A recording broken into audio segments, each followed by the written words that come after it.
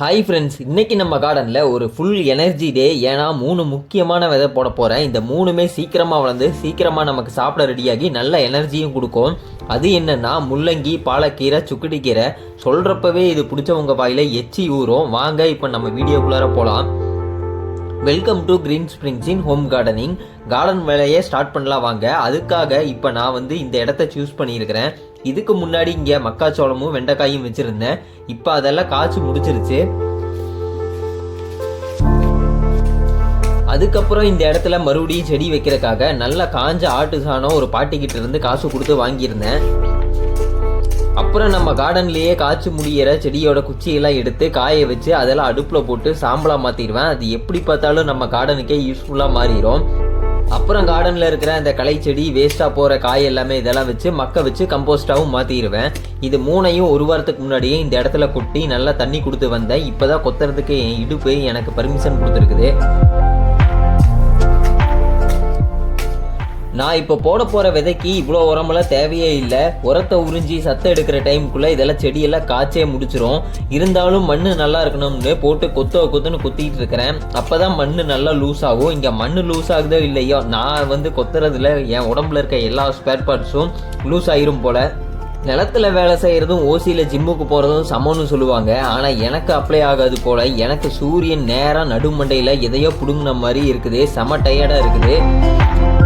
பார்த்து நீங்களும் டயர்டாக இருப்பீங்க. வாங்க என் கூட ஒரு காஃபி குடிக்கலாம். காஃபி கேட்டால் அம்மா டீ போட்டாங்க. பரவாயில்ல, ஏதோ ஒன்று குடிச்சாதான் எனர்ஜி கிடைக்கும்.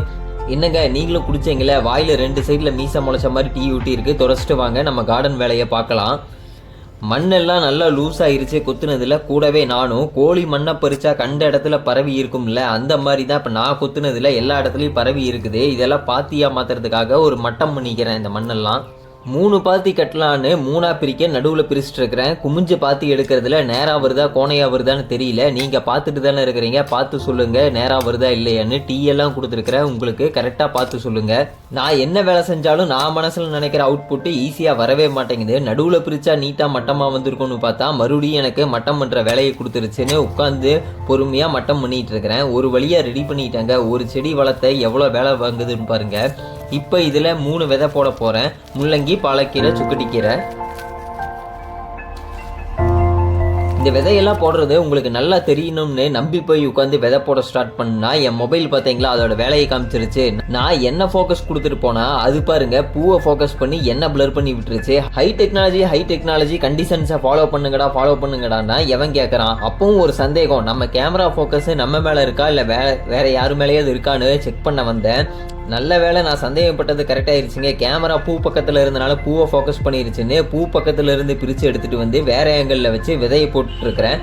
ஒரு அகலமான பாத்தி அதில் பாலக்கீரை ஸ்ப்ரெட் பண்ணி போட்டு அதுலேயே சுக்குட்டிக்கீரை விதையும் கொஞ்சமாக தூவி விட்டுட்டேன்.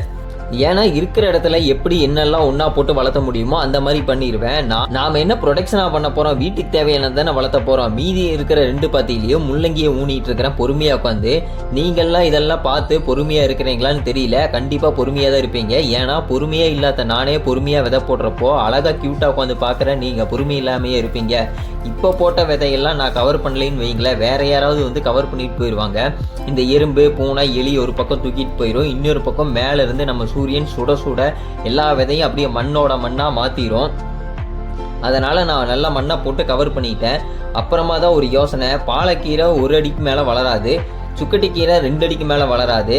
அப்புறம் என்ன 3ஆவது ஒருத்தனை உள்ள தூக்கி போட்டுடலாம் அப்படின்னு சொல்லிட்டு 2-3 வெண்டைக்காய் விதையும் உள்ள தூக்கி போட்டேன். ஏன்னா இது ஹைட்டாக போயிடும், இதுக்கு அடியில் ரொம்ப நல்லலும் இருக்காது, ஓவர் வெயிலும் இருக்காது. அதனால் பாலக்கீரை பல்ல காமிச்சிட்டு சந்தோஷமாக வளரும். இப்போ பாருங்கள், நீங்கள்லாம் அப்படியே அழகாக உட்காந்து வைக்கப்பட்டீங்கல்ல, அதில் நான் போட்ட விதை எல்லாமே எப்படி குழுன்னு நினைதுன்னு பாருங்கள்.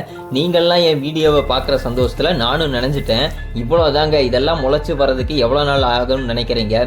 2 கீரையும் ஒரு 15 to 20 நாளைக்குள்ளே பறித்து சமையலுக்கே ரெடி ஆயிரும். முள்ளங்கி 40வது நாள் சாம்பாரில் இருக்கும். வெண்டைக்காய் 45வது நாள் ஃப்ரை பண்ண ரெடி ஆயிரும். எல்லாம் சீக்கிரமாக வளர்றது மட்டும் இல்லைங்க, நல்லா ஹெல்த்தியாகவும் சூப்பராக ஃப்ரெஷ்ஷான வெஜிடபிளாகவும் இருக்கும். நான் நிலத்தில் வைக்கிறதுனால இவ்வளோ வேலை செஞ்சேன். நீங்கள் பேக்கில் வைக்கிறதா இருந்துச்சுன்னா இதை விட ஈஸியாகவே வச்சுட்டு போயிடலாம். சூட்டோட சூடாக ஓடி போய் நீங்களும் ஏதோ ஒரு செடி வைங்க. அடுத்த வீடியோவில் நீங்கள் எல்லாம் நான் அந்த செடி வச்சேன், இந்த விதை போட்டேன்னு கமெண்ட் பண்ணணும். இந்த வீடியோ பிடிச்சிருந்துச்சு அப்படின்னா கமெண்ட் பண்ணிவிட்டு உங்கள் ஃப்ரெண்ட்ஸுக்கு ஷேர் பண்ணிவிட்டு அப்படியே ஒரு லைக்கையும் போட்டு போங்க. அடுத்த வீடியோவில் பார்க்கலாம். டாட்டா, பை பை.